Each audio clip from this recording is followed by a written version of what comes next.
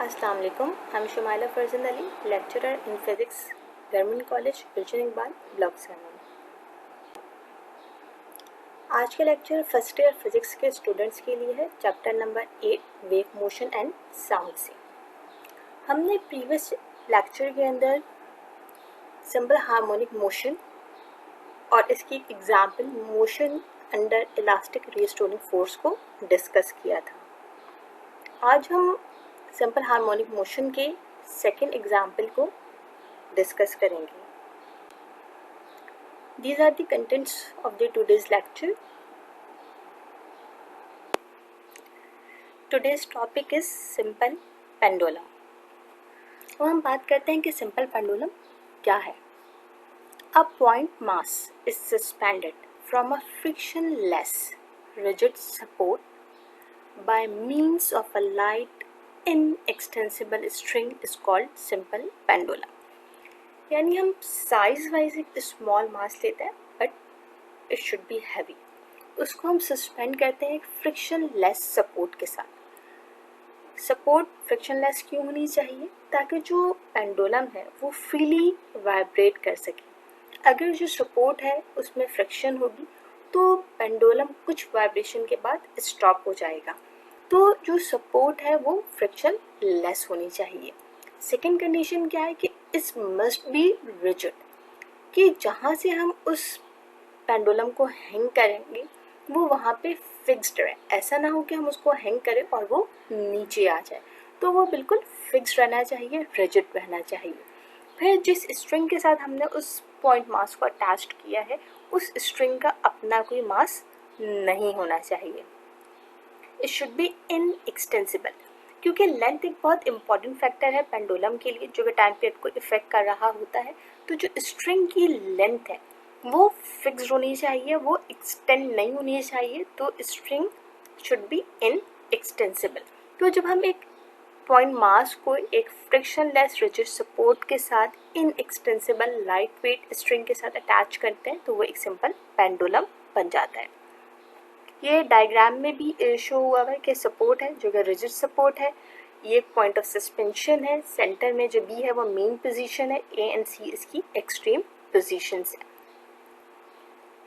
इसमें जो total length of pendulum है वो कैपिटल एल है and length of pendulum equal होती है length of string plus radius of Bob, यानी ये दोनों फैक्टर मिलके बनाते हैं टोटल लेंथ ऑफ पेंडुलम को।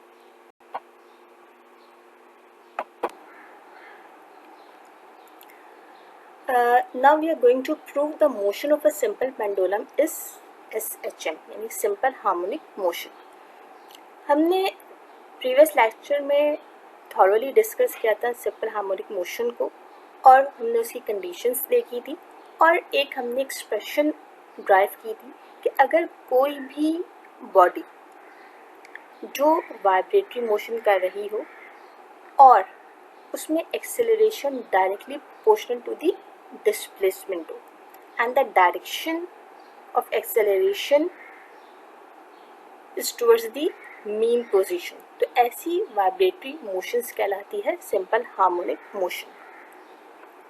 तो अब हमें अगर ये प्रूव कराना है कि एक simple pendulum simple harmonic motion को परफॉर्म कर रहा है तो इट्स मीन कि जो ये एक्सप्रेशन है सिंपल हार्मोनिक मोशन की a directly proportional to minus x, simple pendulum को उस एक्सप्रेशन को ओबे करना चाहिए। हम कंसीडर करते हैं a pendulum of length L and bob of mass M. When the bob is displaced from its mean position through a displacement x and then released, it start vibrating between two extreme point. हमने एक pendulum को construct किया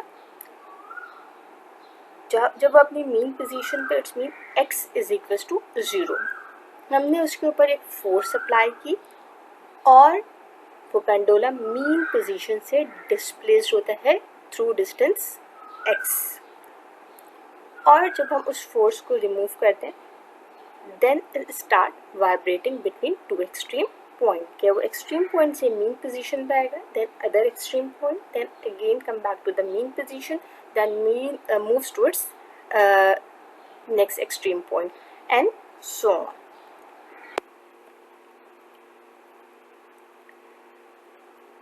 जो bob है इस पे दो forces act कर रही हैं. एक फोर्स है जो हमने बॉब यानी कि जो मास है उसकी वजह से एक फोर्स एक्ट कर रही है जो कि वेट की फोर्स है, और जो वेट की डायरेक्शन है वो हमेशा होती है वर्टिकली डाउनवर्ड. सेकंड, हमने इस बॉब को अटैच किया हुआ एक स्ट्रिंग के साथ, और स्ट्रिंग के साथ जो फोर्स होती है वो होती है टेंशन, और टेंशन की जो डायरेक्शन है वो हमेशा अलोंग दी स्ट्रिंग होती है.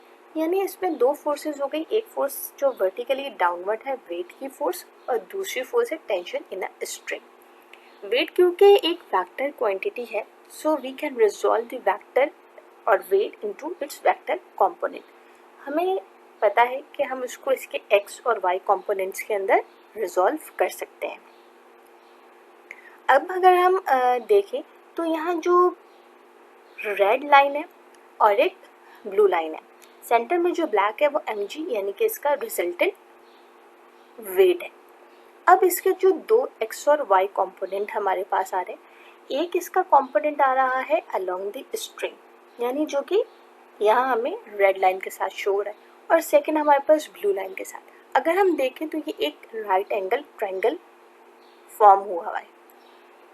अगर हम जर्नली देखें तो हमें शायद ये लगे कि जो ब्लू वाली लाइन जिसपे mg sin थीटा लिखा हुआ है ये कोई x कंपोनेंट होगा, और बज़ाहिर देखने में हमें जो रेड लाइन है वो इसका वर्टिकल कंपोनेंट नज़र आ रहा है.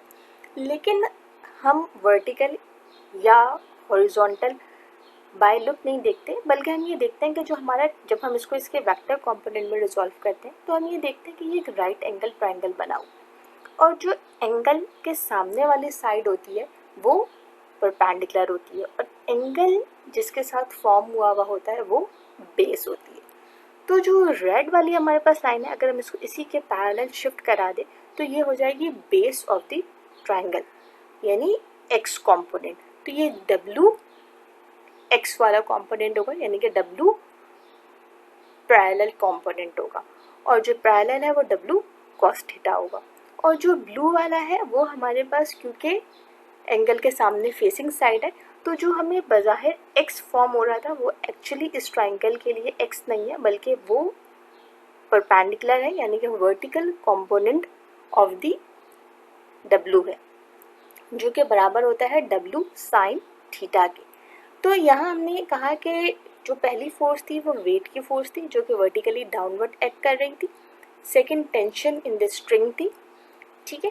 फिर हमने वेक्टर वेट को इसके कंपोनेंट में रिजॉल्व कर दिया जो कि W पैरेलल यानी कि W cos थीटा था, और हमने ये देखा कि ये किस तरह से जो कंपोनेंट है वो हमने किसको cos थीटा कहा और किसको साइन कहा, और किस बेस के ऊपर ट्रायंगल को हमने सॉल्व किया कि जो ट्रायंगल का परपेंडिकुलर है वो W परपेंडिकुलर कहलाएगा, और जो ट्रायंगल की बेस है वो W पैरेलल कहलाएगा.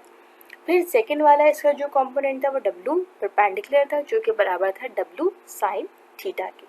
अब हमने यहाँ देखा कि जब ये पेंडुलम जो है वो वाइब्रेट कर रहा है तो इसमें अलोंग द स्ट्रिंग किसी किस्म की कोई मोशन नहीं हो रही, यानी जो W पैरेलल वाला कंपोनेंट है this factor is not responsible for the motion of the simple pendulum. क्योंकि ये वापस आ रहा है टुवर्ड्स द मीन पोजीशन, यानी जो ब्लू लाइन है mg sin थीटा वाली लाइन, ये वो कंपोनेंट है जो कि इसको वापस लेके आ रहा है मीन पोजीशन पे, या रिस्पॉन्सिबल है for the motion of the simple pendulum.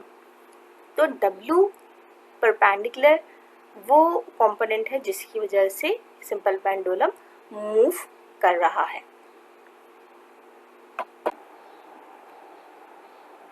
Therefore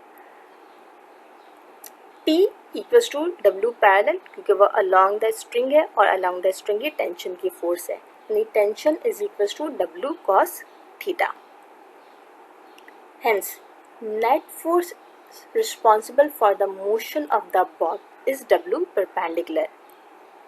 क्योंकि जो पेंडुलम वापस आ रहा है मीन पोजीशन पे वो आ रहा है W परपेंडिकुलर की वजह से, यानी जो वेट का कंपोनेंट है परपेंडिकुलर वाला कंपोनेंट वो उसको वापस लेके आ रहा है।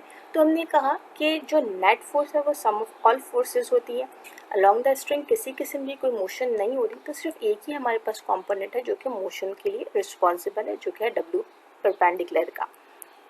और वापस क्योंकि वो उसको मेन पोजीशन पे वापस ला रहे हैं, तो हमें पता है कि जब सिस्टम अपनी इक्विलिब्रियम पोजीशन पे या मीन पोजीशन पे वापस आता है तो जो फोर्स है वो कहलाती है रीस्टोरिंग फोर्स, यानी अप्लाइड फोर्स ने उसको एक्सट्रीम पॉइंट की तरफ मूव कराया था और एक्सट्रीम से जो मीन पोजीशन की तरफ जो फोर्स उसको ला रही होगी वो है रीस्टोरिंग फोर्स। और वेट का जो कंपोनेंट है वो है W परपेंडिकुलर। तो हमने ये बात की कि जो नेट फोर्स होता है sum of all forces acting on a body, तो हम ये कहेंगे कि restoring force plus W perpendicular is equals to 0, क्योंकि हमने सम ऑफ ऑल फोर्सेस की यहाँ पे बात किया। तो यहाँ से हमने किया कैलकुलेट कर लिया कि restoring force is equals to minus W perpendicular. हमने W परपेंडिकुलर की जगह सब्स्टिट्यूट कर दिया W sine theta. Minus sine हमारे पास आ रहा है क्योंकि हमने यहाँ से बात की थी कि sum of all forces acting on a body is equals to 0, तो रीस्टोरिंग फोर्स प्लस जो है वो W परपेंडिकुलर था। जब हम इसको इक्वल्स टू के दूसरे साइड पे लेके गए थे तो ये माइनस साइन आ गया था। W की जगह पे हमने mg सब्स्टिट्यूट कर दिया और रीस्टोरिंग फोर्स की जगह पे F सब्स्टिट्यूट कर दिया। तो इक्वेशन 1 हमारे पास आती है F is equals to minus mg sine theta.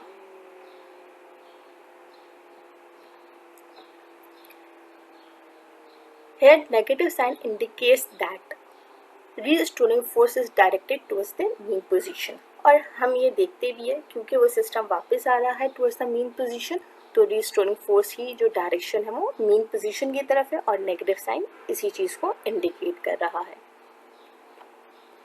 अब हम कहते हैं कि A अगर एक्सेलरेशन ऑफ द बॉब है तो using Newton second law of motion F is equals to ma। If left side of the equations are equal, then we can compare the right sides of the equation.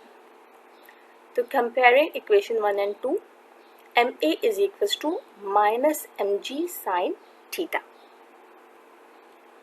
m से m cancel हो जाएगा तो a is equals to minus g sin theta. अब theta जब हम बात करते हैं कि एक पेंडुलम सिंपल हार्मोनिक मोशन को परफॉर्म कर रहा है तो इसके लिए एक कंडीशन ये भी है कि जो हमारे पास एम्पलीट्यूड शुड बी स्मॉल। अगर एम्पलीट्यूड स्मॉल होगा ताकि उस पर जो फ्रिक्शन या इफेक्ट्स है वो एक्ट ना कर सके, तो थीटा की वैल्यू स्मॉल होगी। तो हम कहते हैं कि अगर एम्पलीट्यूड छोटा है तो इट्स मीन कि theta is also very small less than the 5 degree. और अगर हम और उस वक्त हम ये कहेंगे कि sine theta approximate to theta. हम एक फॉर्मूला पढ़ के आए हैं डिस्टेंस का कि s is equals to vt के साथ। और यहाँ पे जब हम बात करें कि एक बॉडी जो कि सिंपल हार्मोनिक मोशन को परफॉर्म कर रही है और वो एक कर्व के अंदर मूव कर रही है, तो वहाँ पे जो s है वो इक्वल हो जाएगा s is equals to R theta. s क्या है? वो डिस्टेंस है या वो डिस्प्लेसमेंट है जो कि सिंपल पेंडुलम कवर कर रहा है। तो हम यहाँ कहते हैं कि x is equals s is equals to x। जो r है वो बराबर है लेंथ ऑफ द पेंडुलम की, कि जितनी उसकी लेंथ होगी उतना ही वो वहाँ से मूव कर रहा होगा। And theta is equals to theta. जब हम इन वैल्यूज को सब्स्टिट्यूट करेंगे तो x is equals to L theta and theta would be equals to x upon L. Sine theta हमारे पास बराबर हो जाएगा, हमने ऊपर वाले इक्वेशन में कहा था कि sine theta is equals to approximate equals to theta. तो sine theta approximately equals to x upon L। अब हम साइन थीटा की वैल्यू को सब्स्टिट्यूट कर देंगे इक्वेशन नंबर 3 के अंदर। तो a यानी कि acceleration is equal to minus g, और साइन थीटा की जगह पे आ जाएगा x अपॉन l। यहाँ इसके वेक्टर कंपोनेंट्स शो हुए हैं कि ये सेंटर वाला हमारे पास वेट का कंपोनेंट है और इसके दो कंपोनेंट्स है g cos theta and mg sin theta, and along the string जो फोर्स है वो टेंशन की है।